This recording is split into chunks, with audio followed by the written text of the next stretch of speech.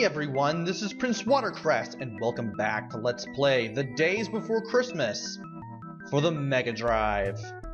We are now on level 6, Before the Flood, and this one gets a little interesting.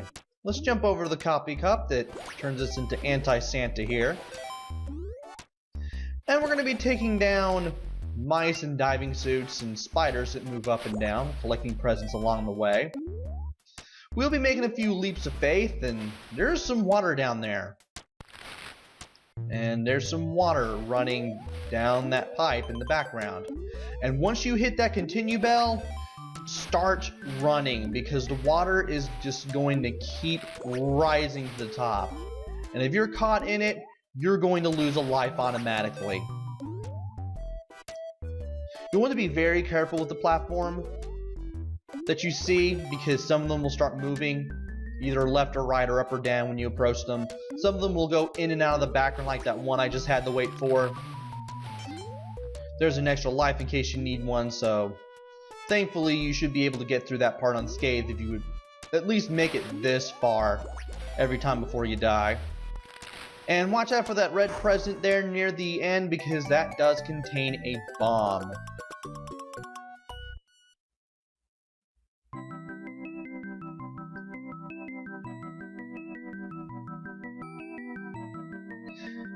Next up is level 7. No, wait, level 8. Wood Factory. This time you have more of these conveyor belts that move you back and forth. Thankfully, it's easy to tell which direction they'll move you in. And there are also these really nice heart platforms that move up and down and will get you to where you need to go. If you reach the end of a conveyor belt, just tap the control pad away from the direction that the conveyor belt is moving, and hopefully a heart platform should show up.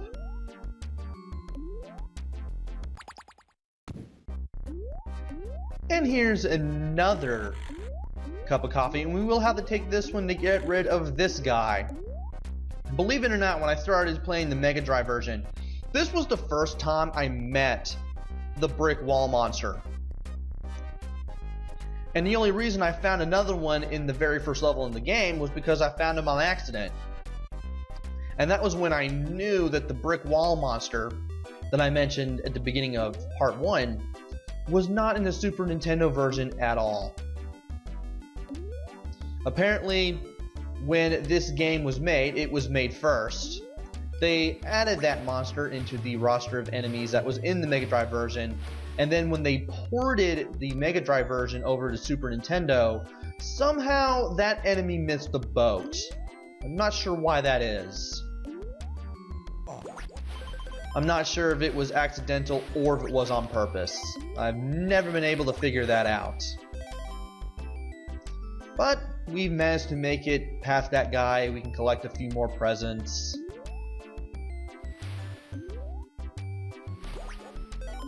And as you go through this level, you'll realize that the enemies are easier to deal with when they move to the left. Because when they move against the conveyor belts, they do move a lot more slowly,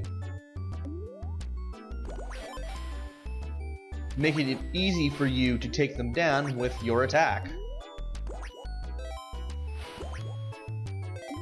I'm going to go down here first and take care of the 2 worm enemies. Worms aren't that much of a problem. The worms just move back and forth, most like the mouse enemies that we've been seeing throughout the game.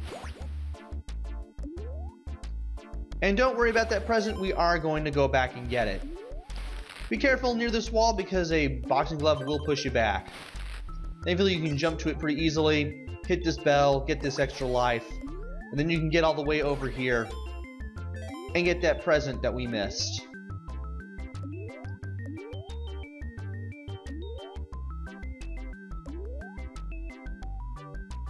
Now okay, I'm thinking someplace else. I'm about to say there's one place near the end where you can go high or low, but if you go high, you'll find some stuff before the end. Apparently that was a little later in the Let's Play, in this video at least.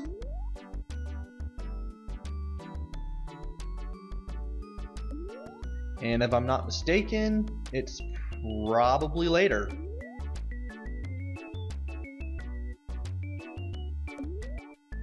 Okay, not yet. Okay, I'm thinking a completely different level then. Because here you can just pick up another hit point and then just end the level right then and there. I'm probably thinking the next level, or the level after that. Looks like we have yet another cave level to go through. Magic Cave. Believe it or not, you will not be doing what is in the title card in the game, as far as I am aware.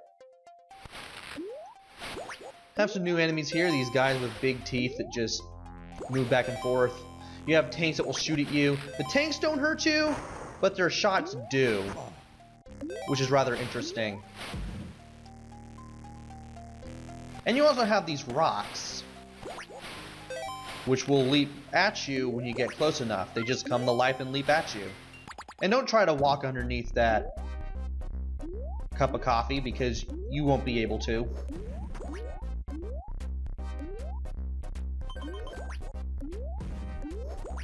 Hit a continue bell right there. And as I wait, I now show off a little interesting glitch. If you manage to get Anti-Santa in his bag there, all the way in his bag, and you immediately let go and I think press down twice, you skip all the frames of animation of him coming out of the bag, and you just go from being in the bag to being already out of the bag instantly. Interesting animation glitch.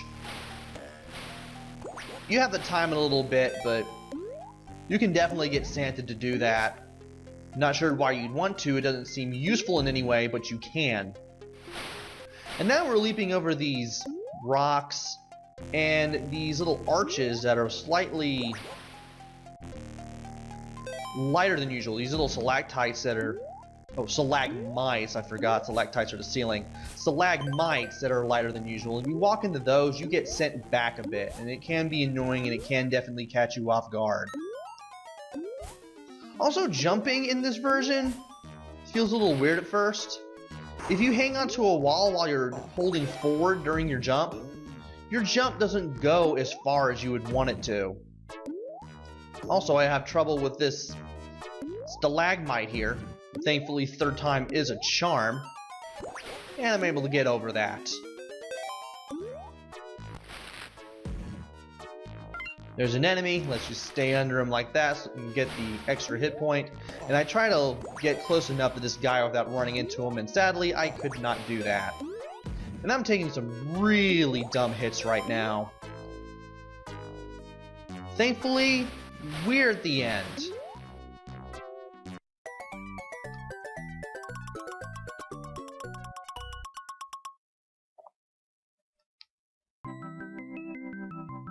And we have one more level. This is the one I was thinking of earlier. Steel Factory. This is much like the Wood Factory, except there's a steel theme instead of a wood theme.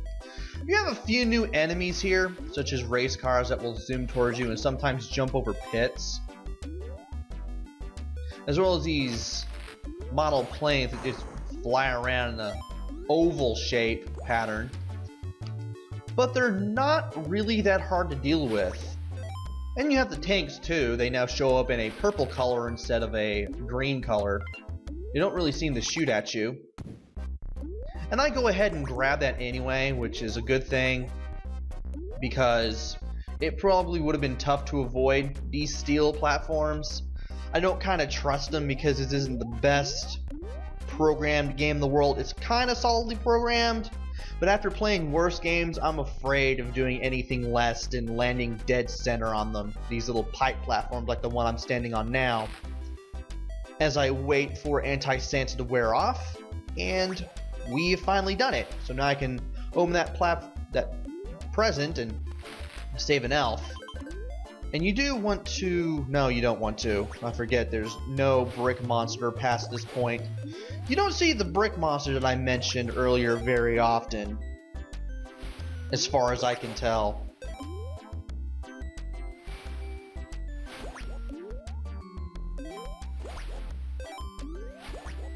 This level is very linear. There aren't a lot of spots that act as fork in the roads, and the only reason why I dropped into that pit was because I thought I pressed the jump button, but I pressed it too late, and therefore I took a really dumb drop right here. And I know there was an elf near where I dropped. And whenever you die, the enemies do respawn, so that is more presents for you to pick up for the bonus stage, which we will get into near the end of this video. And can you believe I died near another continue point, which was so close to the last one? At least I didn't die near the end. That would have been even more embarrassing, but still. At least that wasn't a lot of progress to really catch up on. Almost considered going after that race car, but then I decided against it. And now we start seeing the heart platforms in the steel factory.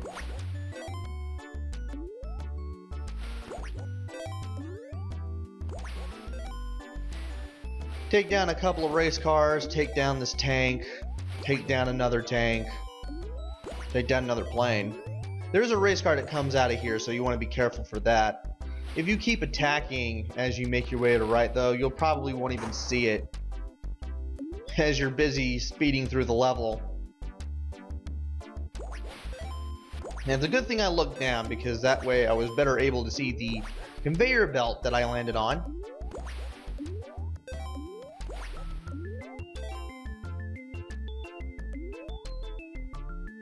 And I believe it's right here that I was thinking of earlier. You have a lower path and an upper path. Lower path leads straight to the exit. But I accidentally missed the edge of the platform because I thought I could land on it. I become careful as possible on the pipe platform, but I can't even do it on that thick steel platform there. So I do make my way back. I get the extra life in that gold box first, and then I take care of the enemy that's in the red one. And thankfully I know where the star is, and thankfully I managed to grab it without accidentally dying a second time. And now it's time for our second boss of the game, the Timekeeper.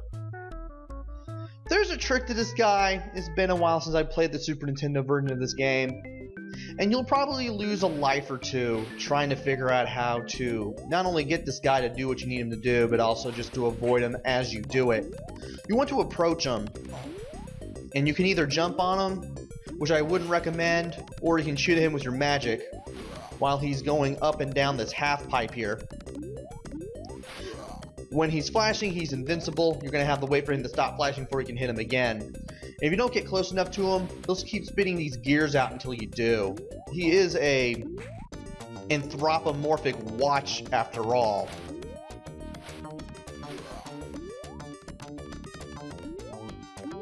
And it is pretty easy to mess this battle up. I nearly died doing this battle, but somehow I managed to make it through without losing a life somehow. I still can't figure out how I did it. I still feel I had an easier time when I played the Super Nintendo version. And thankfully I jumped on him. I keep forgetting that you can sometimes jump on enemies, so I wouldn't always recommend it. I'd rather just use the attack, the magic attack, because that's just more reliable anyway. After about 6 hits or so, the Timekeeper will be done, and you will then start flying over Russia for the second bonus game. Flying over Russia is a lot easier than flying over Britain. The only major obstacle you'll deal with are these satellites, which will fly forward a little bit slowly and then curve down like that. They're really, really easy to dodge. You don't have to put in a lot of effort at all with this bonus stage like you did with the last one. You don't have to know stuff ahead of time either. Though there isn't much memorization involved in this bonus level, it's much easier. It's also a lot easier to throw a present into every smoking chimney you find, too.